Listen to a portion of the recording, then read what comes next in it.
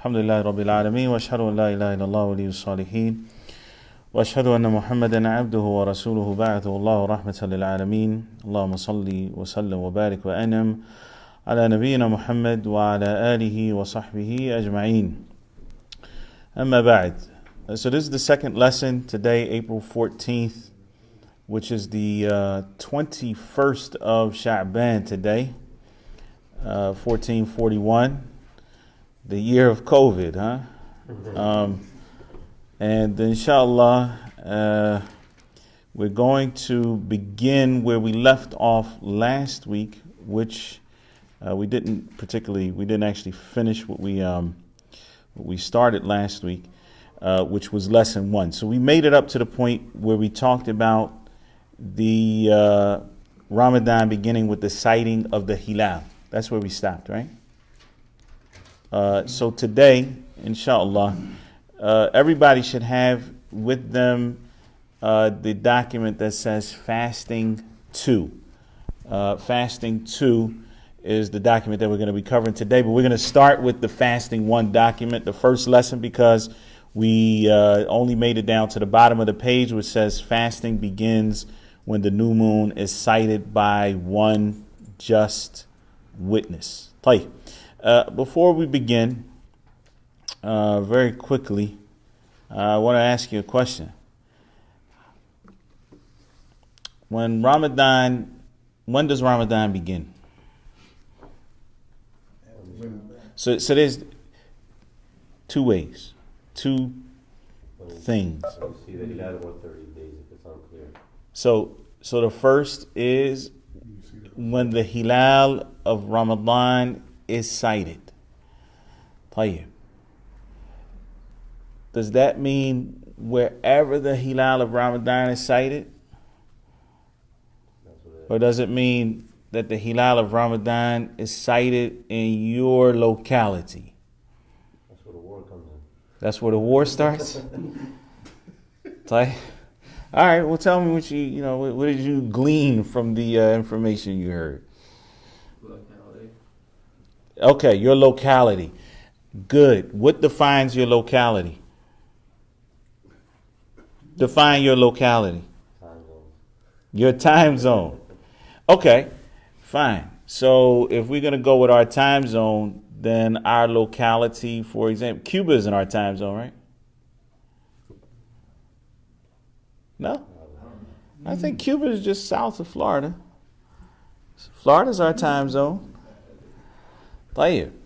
The time zone deals with longitude, right? So we could get into problems when we talk about locality. And nobody, let me just put it to you like this: nobody would say, I'm just saying from a logical perspective, that Miami is part of our locality. I'm not saying from a site-based perspective, but I'm just saying locality. That doesn't work. So how do we define locality? You see how it starts getting a little hairy when you actually dig down and you start looking at the details. In any event, that's fine. I mean, that opinion has been around for a very long time. It has been the action of the Muslims. I want us to understand this point, okay? And that is that the action of the Muslims from the past has been that each group of Muslims has fasted under the imara, or under the governorship, if you will, of their particular locality. So whatever is determined by their amir, then that's when they fast, right? But part of that did not stop the fuqaha of the past, and it is the madhab of Imam Ahmad, rahimahullah, that the sighting of one Muslim, in any locality is a sighting for the rest of the ummah. Okay? And the scholars of the past is actually the statement of the jumhur. Most of the scholars, or the majority, I should say, of the scholars of the past held that opinion, that one sighting is enough. But why didn't they act according to that? Why were their actions different? because they did not have the method of communicating the way that we do today. So even though that was, for example, if they cited it in Baghdad, their opinion was that the people of Andalus should follow. But how are they going to communicate with the people of Andalus? You understand? Until very recent, last 100 some odd years, right? They didn't have the ability to get that information across. So again, yes, that's where the war starts. I don't think we need to be very strict on that particular issue. There are strong evidences for both sides, for those who say that one sighting is enough, and for those who say that you fast according to locality. There's very strong evidence for that as well. Neither one of them is something that we should fight about. And what we should be looking at more towards is what helps to unify the Muslims of a particular locality. So if the majority of the Muslims are doing something and have been doing something for a very long time, then it makes more sense, to go with that opinion. The Prophet ﷺ said, "As-sawmu yawma tasumun." Fasting begins when you begin fasting. In other words, and there's no doubt that historically there have been mistakes when it comes to the ru'ya. Okay, forget it. Forget mistakes. Let's just put it out there, lay it out there plain and clear. If you go out on the 29th night of Sha'ban, and you're looking for the hilal, okay? And you can't see it because it's rainy or it's cloudy. Could the next day possibly be Ramadan?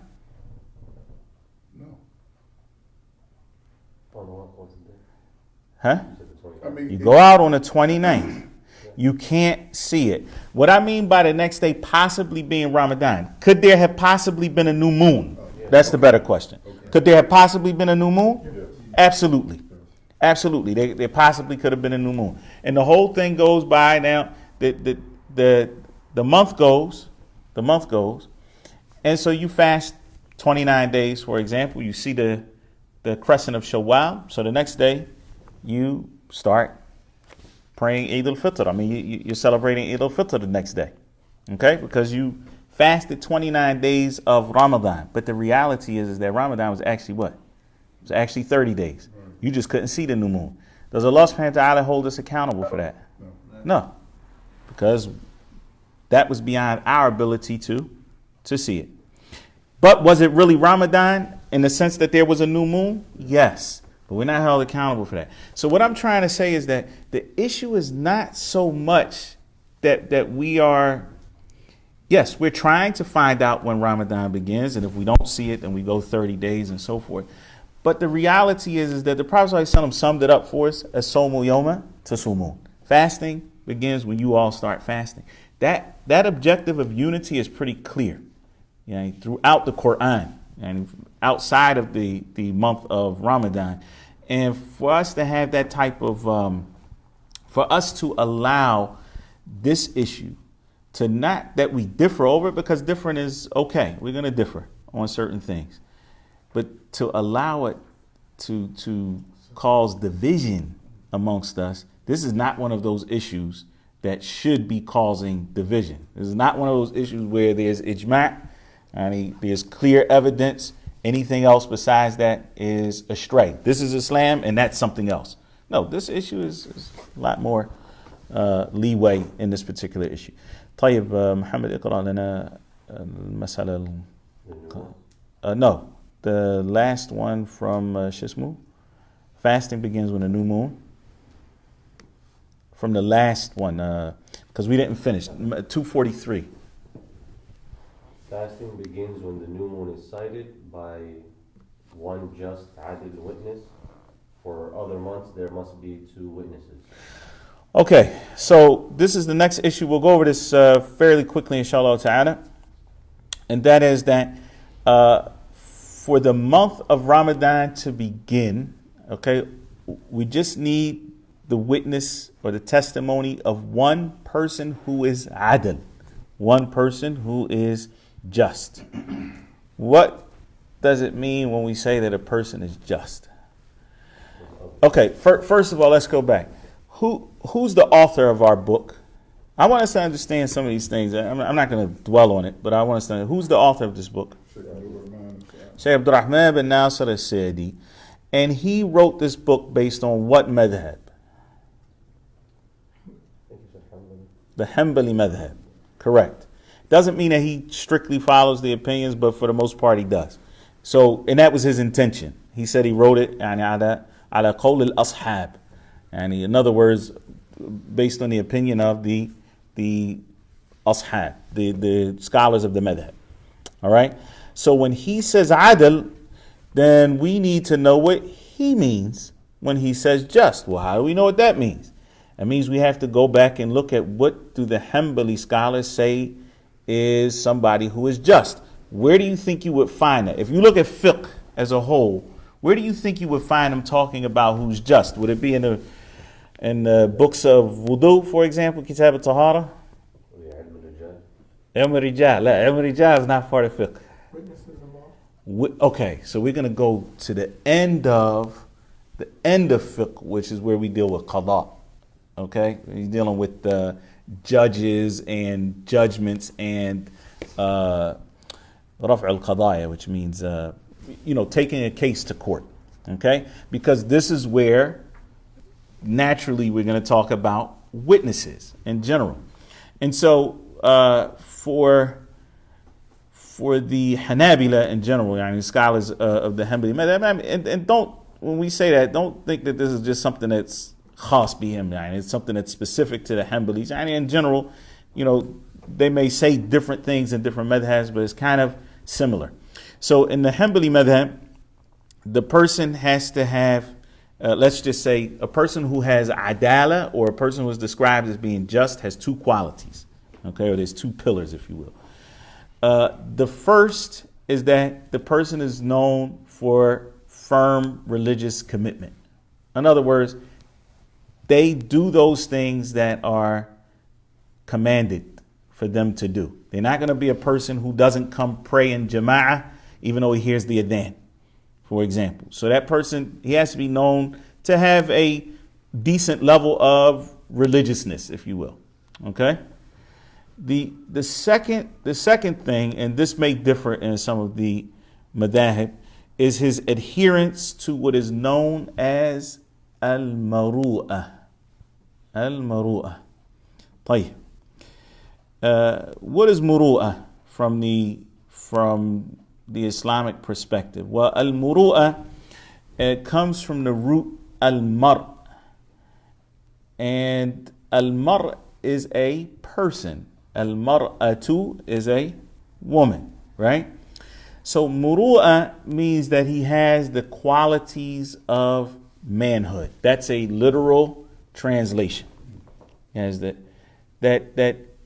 he has the qualities of a man. All right? Tahir, what do you think that means? Huh? La. Right now, they're not talking about that he's reached the age of puberty or anything like that. They're talking about he's a man. He acts like an adult. Good. What else? Character in society of that community. Oh, say that again. The character that's known in society in that community. Character that's known in society. What does that? Keep going. What does that mean? Like normal.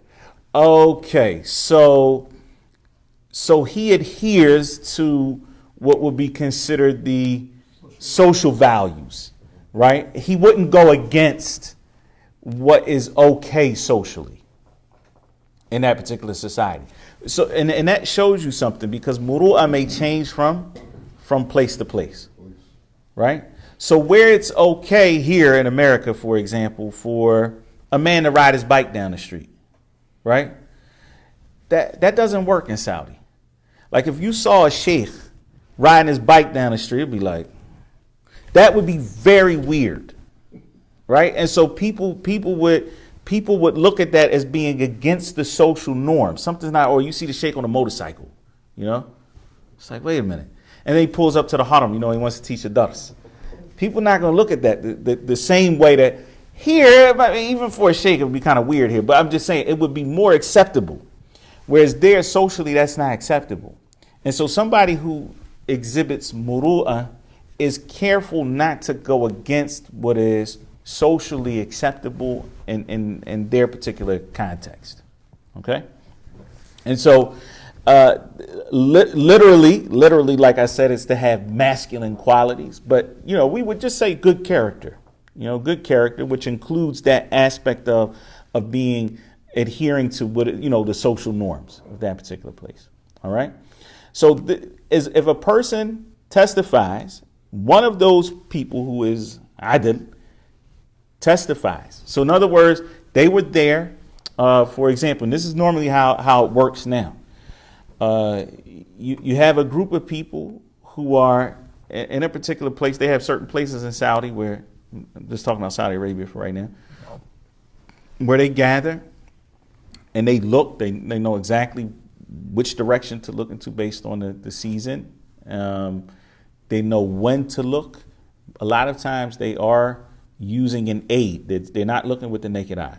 So a lot of times they might be using a telescope or something else to see. If they see it, they confirm it amongst themselves, usually the group that's there, and then they'll call a judge. Okay? The judge will send out a preliminary message to let people know, to let the other judges know. I only know this because I was close with a judge. So they let the other judges know, okay, look, we got a preliminary sighting. We're going to go to, then they actually have to come to the court. Like they have to come to the mahkamah, the people who claim that they've seen it. And they have to testify in front of a judge that they've seen A, B, C, and D. There may be some questions asked about that, and then they affirm it. And then once they affirm that they've seen it, or that ru'ya has been accepted, it's been the sighting of the hilal has been accepted from them, then they let everybody else know, and then it goes out. All right. So that's the process, because we're still dealing with a court-based system. All right. For other months, there have to be 2 just witnesses. Okay. For other months, so for Ramadan, they accept 1. Now, this is not all of the scholars. Some of the scholars say, well, that depends. If it was cloudy and only one person saw it, okay. But if it was not cloudy, how could only one person see it? Doesn't make sense. We're not going to accept that. We're going to look at that as being something that's odd and unacceptable, and so on and so forth. But the scholars who say, and amongst them is the Hanbali madhab, the scholars who say that it is permissible just for one, they rely on the hadith of Abdullah ibn Umar radiyallahu ta'ala anhuma, who said that the people were out looking for the moon, and I saw it, so I informed the Prophet sallallahu alaihi wasallam that I had seen the moon. And so the Prophet sallallahu alaihi wasallam fasted, and he commanded the people to fast. He fasted, and he commanded the people to fast. And it's collected by Abu Dawood, rahimahullah ta'ala, and graded authentic by many scholars of hadith. A hadith sahih. All right. So, and then there are other hadith that are not as strong, like the one that talks about the Bedouin who came to the Prophet sallallahu alaihi wasallam, and he says, I saw the moon, and the Prophet sallallahu alaihi wasallam said, do you testify to la ilaha illallah wa anna Muhammad Rasulullah? And he said, yes. He said, and then he commanded the people to fast. That hadith has some weakness in it. But the reality is that the one hadith of Ibn Umar is enough to establish the fact that they relied on the sighting of just one. When it comes to Shawwal, however, which is now what's happening is you're breaking your fast. Then they require 2, and that's for every other month as well. That's for every other month as well. And that's in general in Islam. Normally you're going to deal with 2 just witnesses when you're establishing testimony. The exception to the rule is Ramadan, and that's because there's specific evidence for that. All right? Tahir, keep going, Shaykh. The intention for an obligatory fast must be made during the night preceding the fast. For voluntary fast, the intention may be made during let's just start for the obligatory fast. So the intention for an obligatory fast must be made during the night that precedes the fast. And that's due to the hadith of Hafsa radiyallahu ta'ala anha. And some of them say it's just her statement, and others attribute it to the Prophet ﷺ. But even if it is her statement, it's strong, and a lot of them say it still takes the ruling of the statement of the Prophet ﷺ. Man lam yubayyit as-siyama fala siyama lah. Whoever does not have the intention to fast during the night, then he has no fast. Okay, let's unpack that. Whoever doesn't have the intention to fast during the night, what does the night have to do with the fast? When is the fast supposed to be? During the day. Fast is during the day. So what does the intention of the night mean? Before. Right, because the night precedes the day, and so the intention has to be present before the action. The intention has to be present before the action. Okay. So here, let's just go in to make it very simple. The night is any part of the night. So the night starts at Maghrib.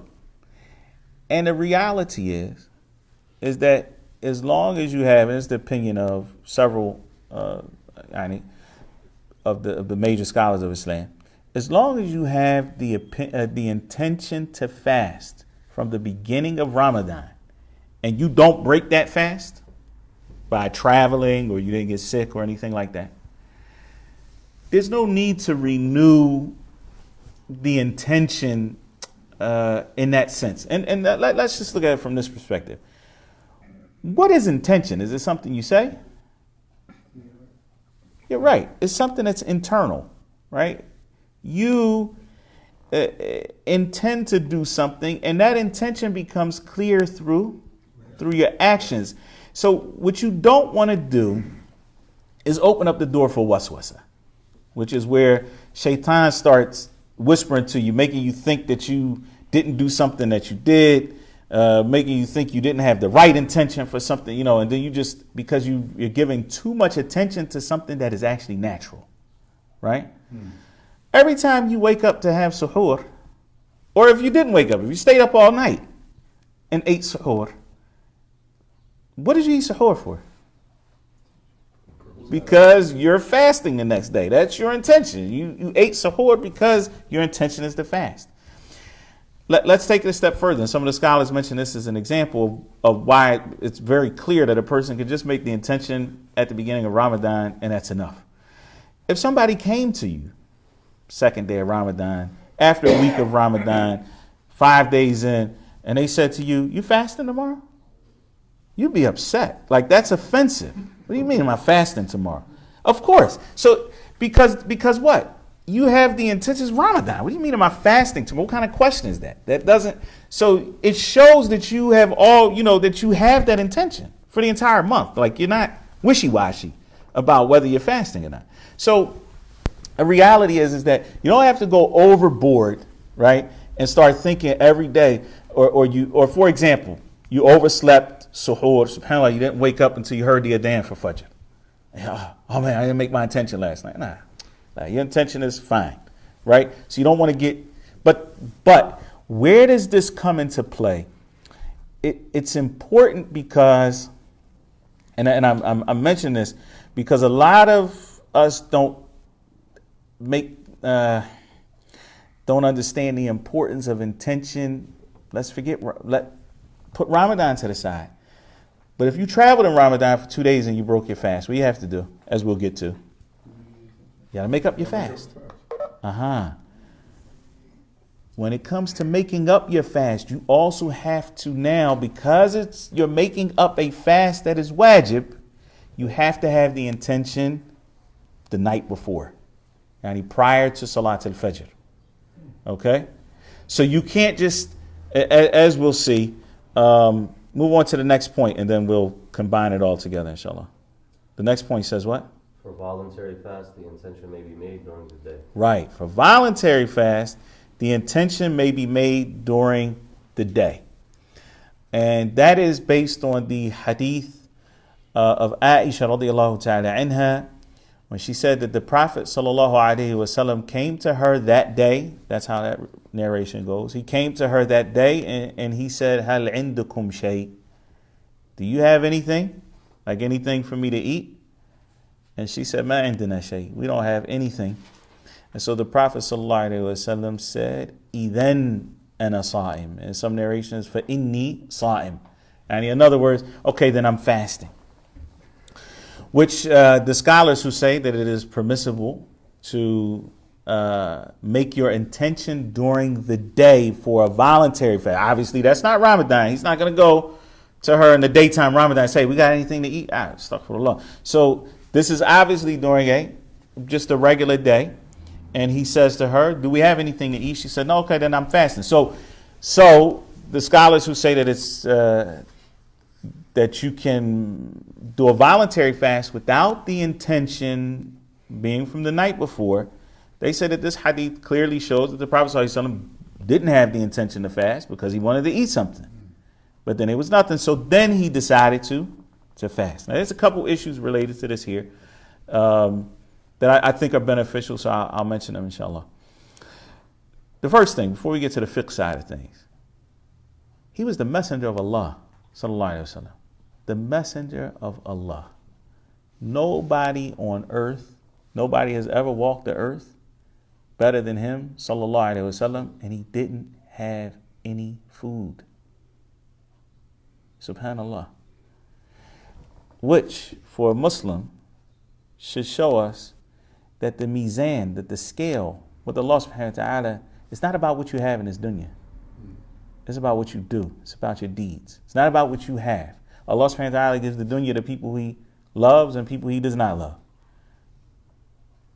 And the fact that the Prophet sallallahu alaihi wasallam, the one who Allah subhanahu wa ta'ala loved the most, did not have food, that's telling. It's really telling, subhanAllah. And it's something that we need to let sink in. Because some people think, unfortunately, I mean, I'm talking about Muslims, but non-Muslims as well. They think because they're doing well in the dunya, Allah has blessings, God loves me. Think again. Doesn't always work like that.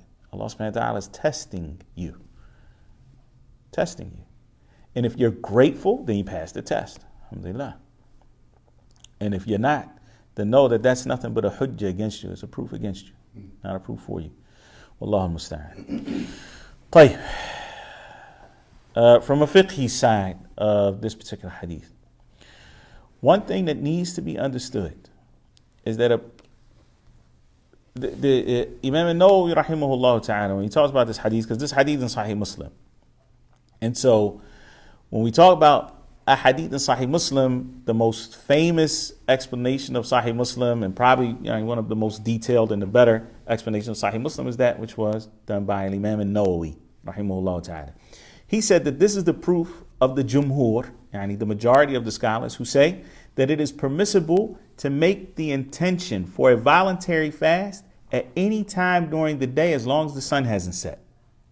As long as the sun hasn't set. There's some other scholars who say, no, it has to be prior to half of the day passing, because in order for you to be considered fasting that day, you have to be fasting the majority of the day.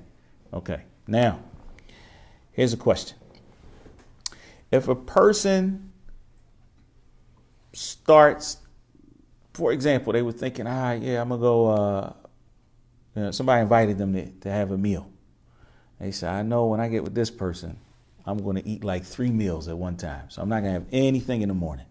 Then the person canceled. 12 o'clock, noon. So I can't make it today. All right. They says, you know what? Well, I already made it this far. I might as well just fast. Like, do they get the reward of fasting an entire day, or do they get the reward of fasting when their intention started? You'll see why this actually has a practical benefit. Huh? Did they get the reward at all, then, as though they made the intention that they weren't going to fast? Yeah, they get the reward. Yeah. Prophet ﷺ didn't have the intention of fasting. And he went and then he said, I'm fasting. So yeah, of course, get a reward. But you don't get the reward of fasting the entire day. You're not like the person who had intention from the night. But you get a reward for fasting the part that you did fast. Okay. Why is that significant? Let's look at the hadith. من صام رمضان ثم أتبعه ستة من شوال كان كصيام الدهر. Whoever fasts the month of Ramadan and follows it up with 6 days from Shawwal, it's like he fasted what? The entire year. Okay. Let's just say one of those 6 days, he started out like that right there. He was like, man, I'm going to go eat. I'm going to have a nice meal. And then he said, nah, forget that. I'll turn it into one of the 6 days of Shawwal. Nope, you only got 5.5. So what some of the scholars say is that when it comes to what they call a siyam al-muqayyad, right, it's not wajib, okay, but there's a special reason for that fast, like Ashura, like the 10th of Muharram or Arafah or something like that, that niyyah needs to be prior to in order to get the reward that was mentioned by the Prophet ﷺ for fasting that day, because we're talking about the entire day. All right? Just so that we're clear on that. Tahir. So, if a person wants to fast, then a nafila, that is or a tatawwu', which means a voluntary fast, they can do so even if they didn't have the niyyah from the night before, as long as they haven't done anything prior to their niyyah that would normally break the fast, whether it's eating or drinking or sexual relations or otherwise. All right? Clear on that, inshallah? All right. Any questions? So just to reconfirm that, for a special fast like Ashura or something like that, you would have to have the intention before? Correct. If you want the reward that was mentioned by the Prophet ﷺ, he's talking about for fasting that day. And the reality is that if you only fasted half of that day, then you have not fasted that day. No. But you said if it was just a nafil or voluntary fast and you do it in the middle of the day, you will still get the reward for that. You still get the reward for the portion of the day you fasted. You get the reward for the portion that you fasted, and it counts as a fast. Nah. So with a sunnah fast on Monday and Thursday, Yeah. that would have to be beforehand. Again, majority of the scholars actually don't differentiate between what is muqayyad or what has a specific reason and what doesn't in terms of the voluntary fast. And the Mondays and Thursdays, inshallah, there's no specific reward. Like, Prophet somebody talked about Arafah, there was a specific reward attached to it. There's a virtue for fasting on Mondays and Thursdays, but there's no specific reward. Whoever fasts on Monday, he gets A, B, C, and D. Not like whoever fasts on Arafah, then it's an expiation for the previous, for the sins of the previous year and the year to come, right? So that's not something that, there's no hadith like that for Mondays, but there's virtue for fast on Mondays. Nah. Follow, sir. Next class, lesson 2. 45 minutes in, we're just getting to lesson 2, right? SubhanAllah.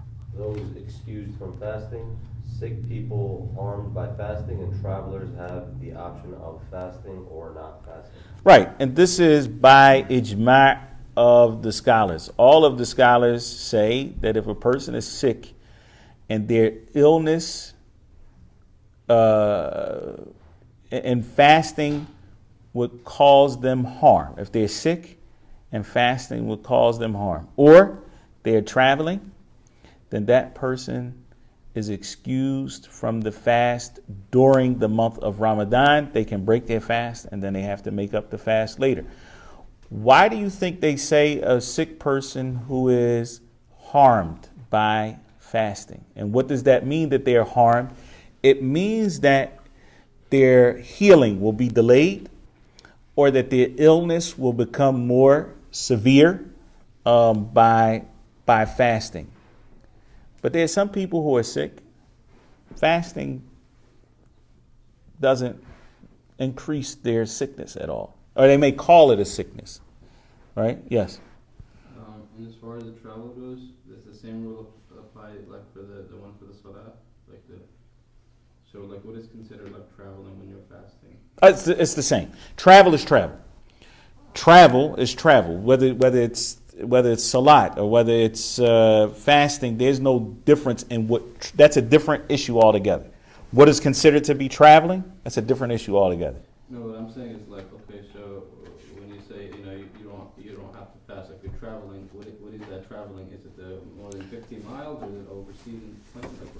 Look, it's traveling is traveling. It doesn't differ because you're fasting or because you're.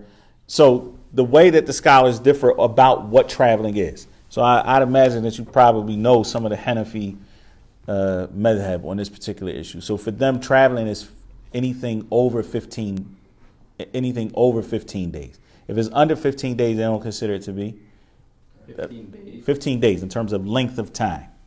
Okay, in terms of the amount of days that you'll be traveling for. Okay, when we talk about distance, okay, then there's different opinion amongst the madhab. The strongest opinion is that it's what we would consider to be 48 miles or 80 kilometers, thereabout. Okay, anything over that in terms of distance is considered traveling. And so if a person travels that distance, like from here to New York, that's traveling, no doubt about it. Even if a person does that every day. So let's just say, for example, they work for limousine service, and 3-4 days out the week, they have to go to New York. They're traveling. They're considered to be a traveler. Now, what they do about that's a different story. Should they break their fast, not break their fast? We'll get there, inshallah. All right. A pilot who travels every single day. No doubt about it. If he's getting on a plane and going somewhere that he's traveling, they have that option of fasting or breaking their fast. Somebody might drive a truck for a living. They're traveling. The fact that they do it consistently does not take away from the fact that they are traveling. All right? Yes. And it says that they have the option to break their fast or not. What if the fasting is actually harming you? Would it become haram? Okay, so if the fasting is harming a person, then it depends on what level of harm, right? And they do have the option. If it's causing them abnormal harm, then it becomes makruh for them to fast.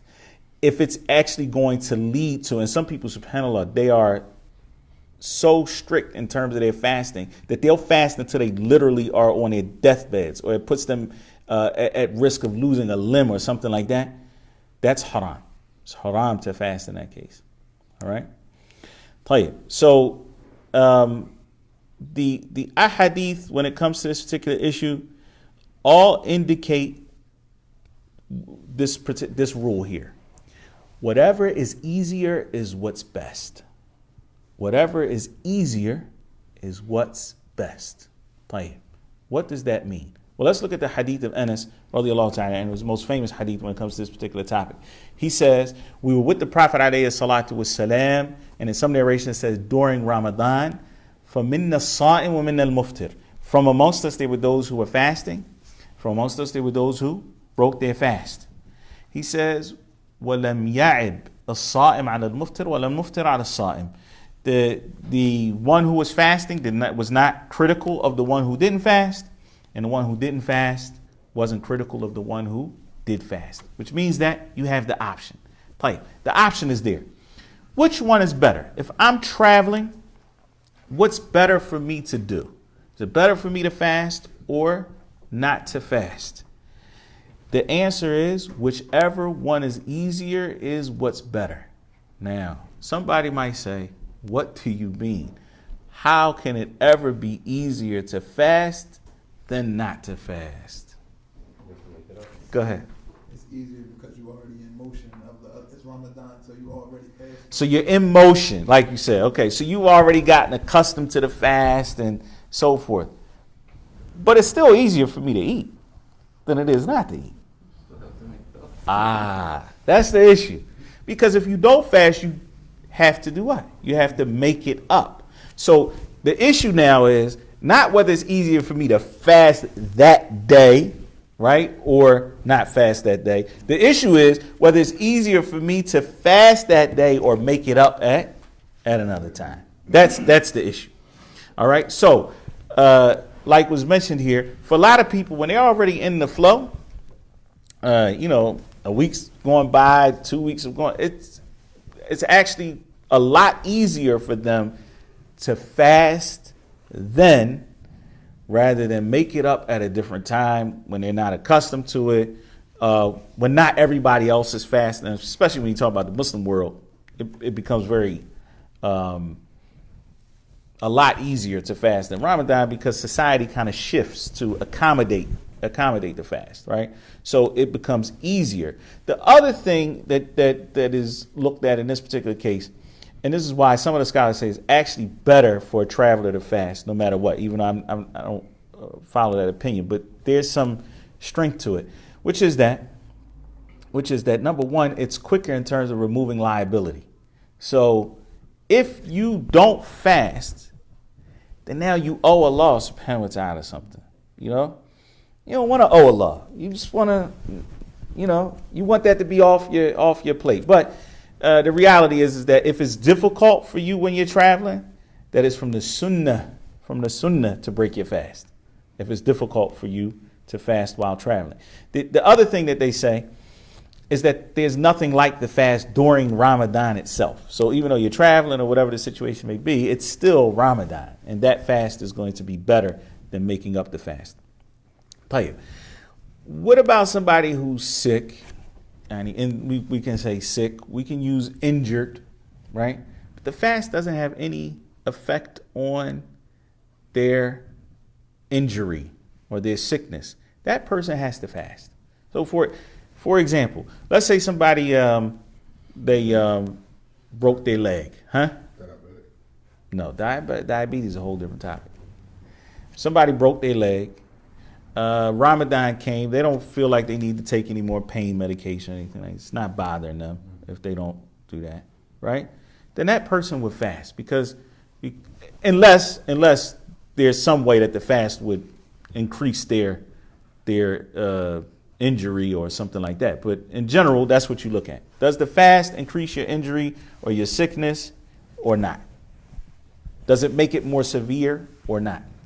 So that's what we're looking at when it comes to, and that's why he said, well, marid alladhi yatadarrar bis-sawm. Not just the marid, but the one who is harmed by fasting. Now, next. It is haram for women who are menstruating or experiencing postpartum bleeding to fast. They must make up the fast. Right. So if a woman is menstruating or she recently gave birth and she's experiencing postpartum bleeding, and this scenario, it is haram for them to fast. And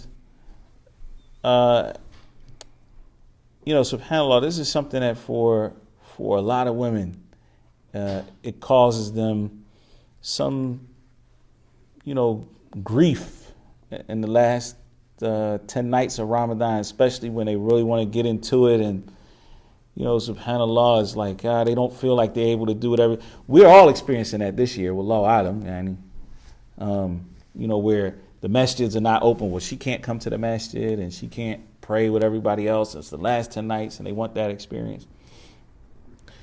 And even our mother Aisha radiallahu ta'ala anha, when she went to make hajj and everybody else was making umrah and she was on her period, the Prophet alayhi salatu wasalam came to her and she was crying. He said, "Hada amrun katabahu Allahu ala banati Adam." This is something that Allah subhanahu wa ta'ala has written for the daughters of Adam.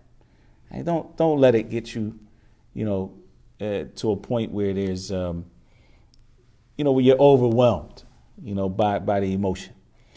So the reality is that the scholars, alhamdulillah, especially in recent times, have written numerous ways that a person can benefit from Ramadan, where women can benefit even though they're not able to fast and pray.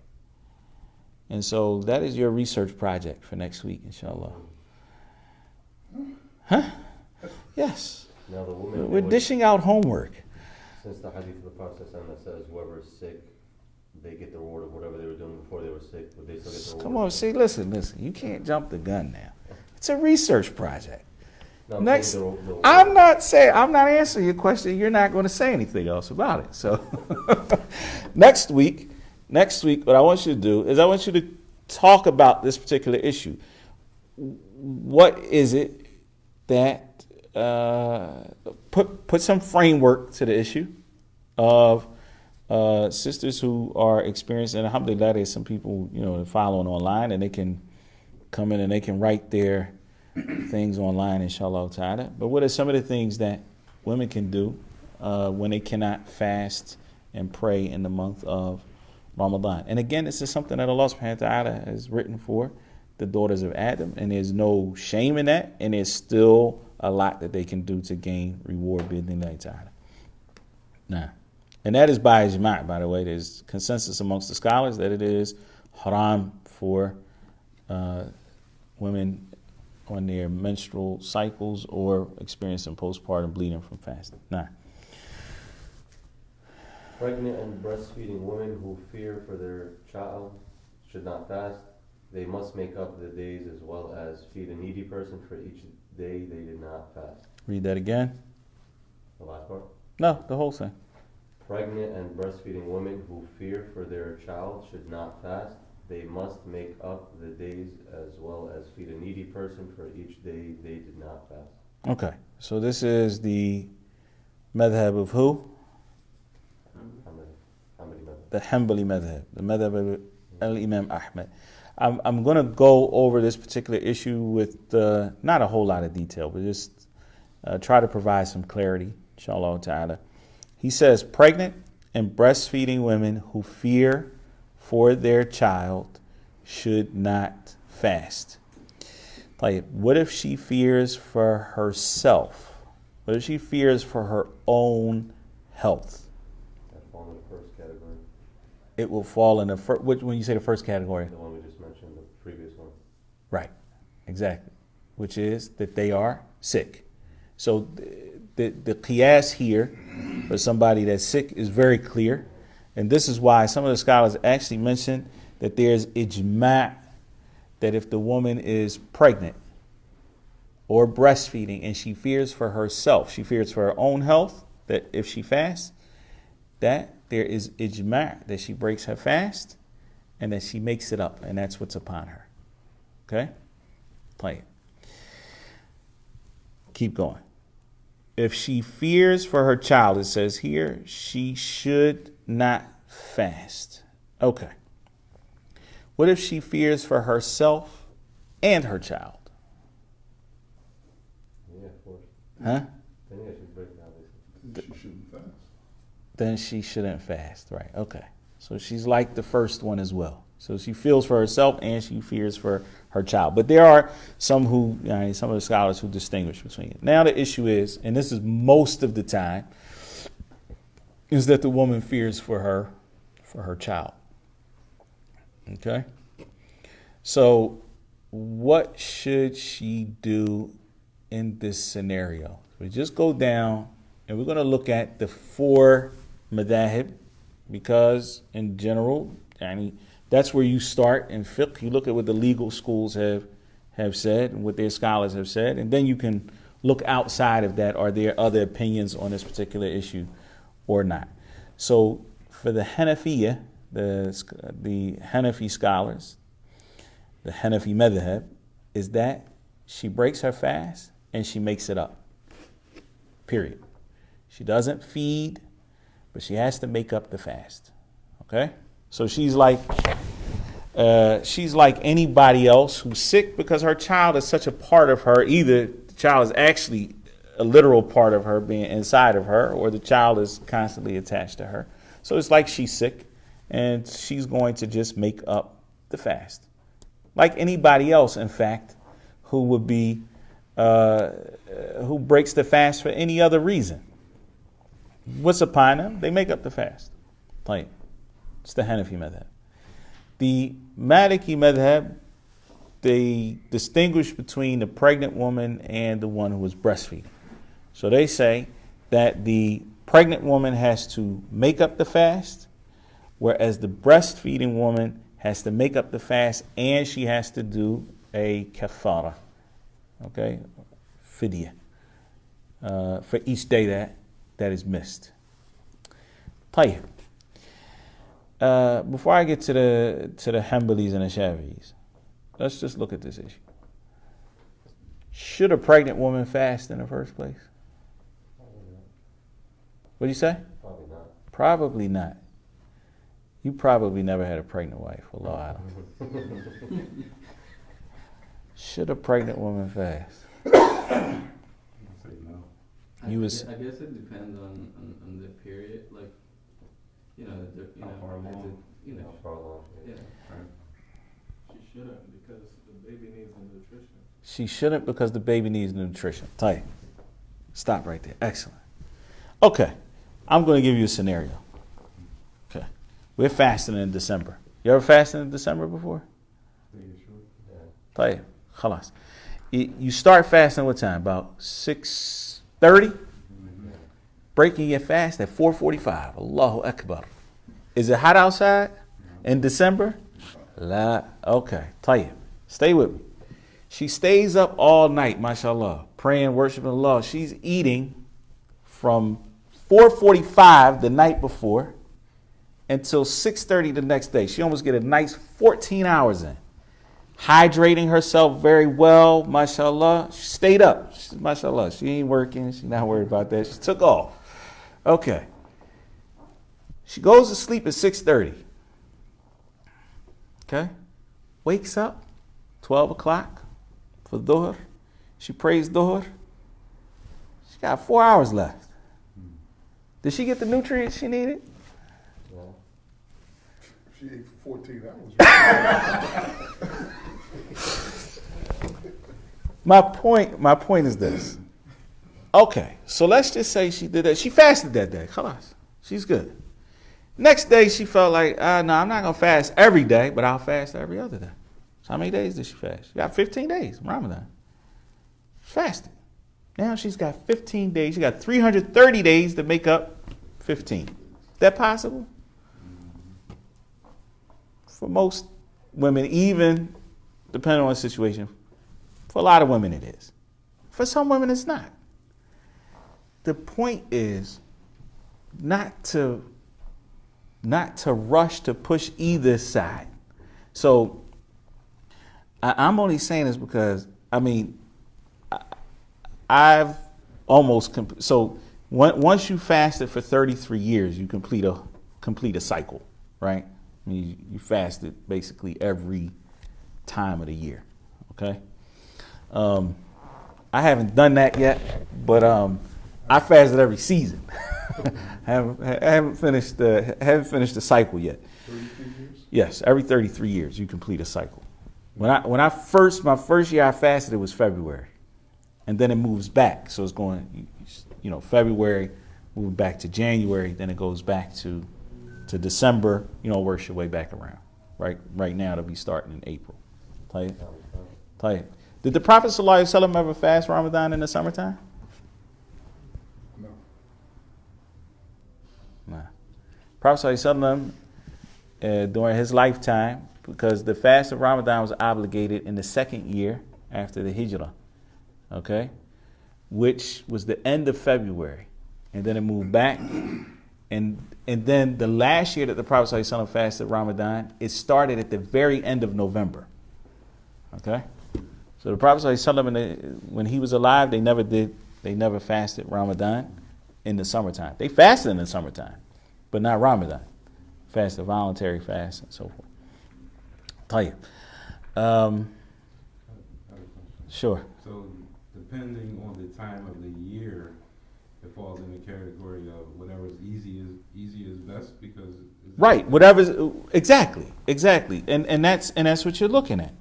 So my point is that a lot of people look at it like this: fast Ramadan, so they think automatically fast 30 days straight. You don't have to fast 30 days straight. Not a woman I'm saying a pregnant woman, she can fast a day and not fast for 2 days. But the point is, don't just think that, I can't fast any day. Maybe she can't. Maybe that is her reality, and that's going to be based on, one of the issues here, especially in the West, where a lot of people are first generation fasters, right? They don't have anybody to look at, but you go overseas. Not that it's healthy, because sometimes there's a stigma attached to not fasting. You'll find a pregnant sister who really shouldn't be fasting, but she's gonna fast every day, and it's July.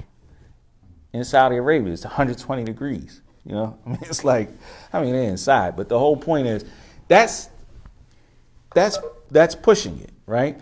But so you have to look at what season we're talking about, who the woman is. Is she able to hydrate well enough at night? Maybe she shouldn't fast every day. She should fast a day and 2 days off, whatever. Okay, but let's just look at it from a fiqh perspective. She has to make those days up, according to the Hanafis so far, and according to the Malikis. Right. But the Malikis did what? They distinguish between the one who is breastfeeding and the one who's pregnant. When we get to the Hanbalis and the Shafi'is and the Hanbalis, then they say not only does she have to make up the fast, but she also has to feed a poor person for each day. Because she didn't break the fast because of herself. She broke the fast because of somebody else. And because of that, she's penalized. So not only does she make up the fast like a sick person, like any person would have to do if they missed it, but she also has to feed a poor person for each day. And that is actually the fatwa of some of the companions, radiyallahu ta'ala anhum, and that's what they base their opinion on. That's what they base that statement on, because there's no clear evidence from the Quran or the Sunnah that would make it an obligation for them to, along with making up the fast, that they would have to feed a poor person for each day. It doesn't seem to be anything clear from the Quran or the Sunnah, but it was the fatwa of some of the companions. Maybe I shouldn't say penalized, but that's the way it feels. Allahu a'lam. The point here, though, as one has to be cognizant of, is that the four madhabs, according to all of them, the woman has to do what? Make up the fast. Make up the fast. Now, does that mean the truth of Islam is only found in the four madhabs? And that if somebody has an opinion outside of that it's impossible for it to be the truth? No, it doesn't mean that. And there's not ijma' on this issue.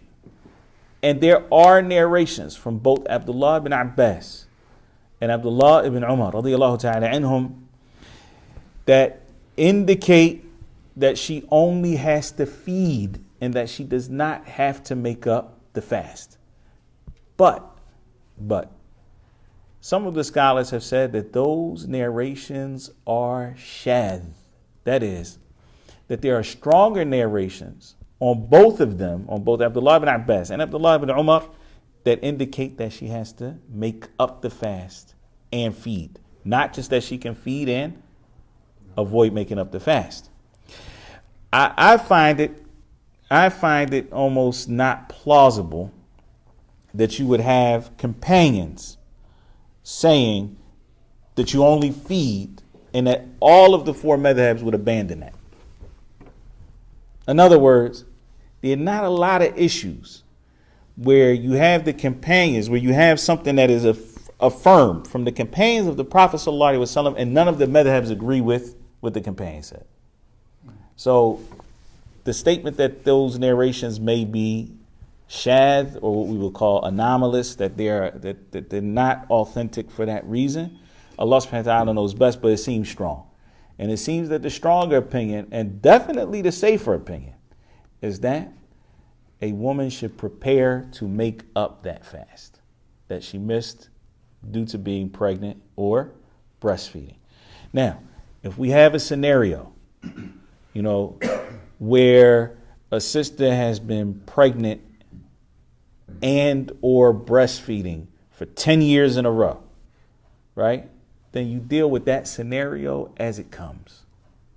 And then we can talk about how to address her particular situation. Does she have to make up 300 days of fasting, right?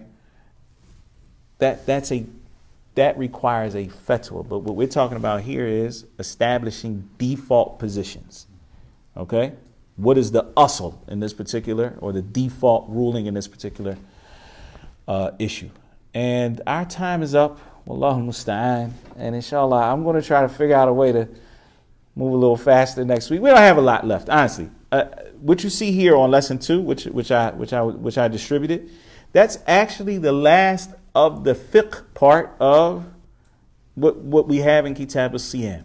The rest is 15 hadith with no explanation. And that's because the author, he didn't do that, As-Sa'di didn't do that anywhere else in Manhaj-us-Salikin, except for here. And that's because he feels like the hadith are so clear that he didn't need to comment on them.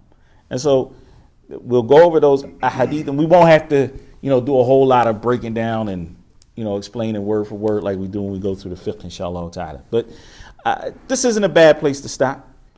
Understand that the default ruling is that a woman who misses the days of fasting, she's like anybody else who misses those days, and she has to make them up. And Allah subhanahu wa ta'ala knows best. Were there any questions that need to be asked? Last one. The sick and traveler do not have to pay the fidya just to make. The sick and the traveler do not pay any fidya. Right.